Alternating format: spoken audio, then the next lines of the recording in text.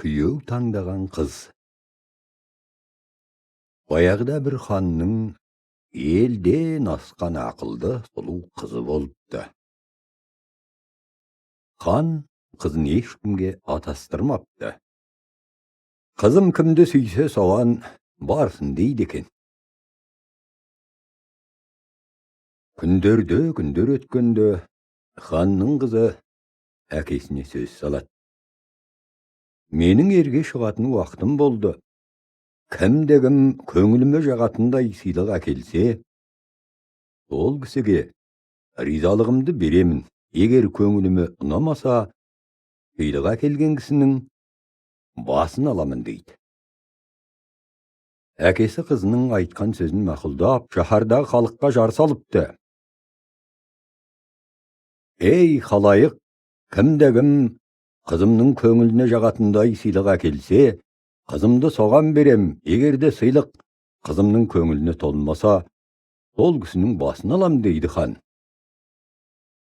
Хан қызының сұлулығына есі ауған жігіттер, байдың мырзалары жерден келіп жатады. Бірі ішік, бір патсай көйлек, енді бір неше түрмен әшекейлене алтынды алған етік әкеледі.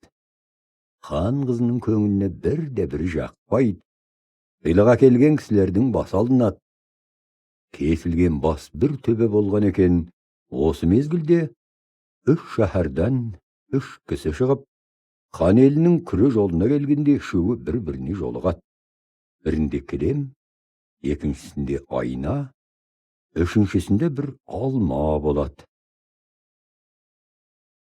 3 адам хан қызына әкеле жатқан сыйлықтарының қасиеттерін айтады. Бірінші жігіт: менің кілемім көзді ашып жұмғанша қалаған жеріңе жеткізеді дейді. Екінші жігіт: егерде менің айнама қарасаң, жер үстінде не болып жатқанын көресің дейді. Үшінші жігіт: менің алмам жанға шипа, тәнге дәрі. Егер алманы жесе, өлген адам тіріледі дейді. Осы кезде кілем бар жігіт, айнасы бар жігітке: айнаңа қарашы, жер үстінде не болып жатыр екен дейді. Айнаға қараса, хан қызы кірпігі ғана қимылдап, әл үстінде жатыр екен дейді. Мұны көрген 3 жігіт кілемге отырып алып, хан қызына жетіп келеді. Алмасы бар жігіт алмасын жегізіп, қызды тірілтіп алады.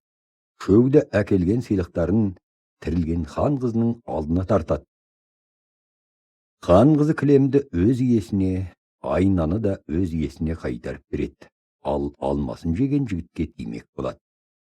Сонда кілемі, айнасы бар жігіттер тұрып: біздің сыйлығымыз ешкімдікінен де кем емес. Егер айнамен қарап көрмесек, кілеммен жылдам ұшып келмесек, сен өлген болар едің. Ал сен алма әкелген жігітке тидің деп өкпе айтады. Сонда қыз тұрып былай дейді: кеш келсе де, ол жігіт тірілтіп алар еді. Бұл бір. Екіншіден, мен алмасын жеп қойдым. Енді мен ол алманы қайтарып бере алмаймын. Ал сендердің айналарың мен кілемдерің өздеріңе дейді. 2 жігіт сөзден жеңіліп, еліне қайтып кетеді. Қыз алма келіп тірілткен жігітке қосылады.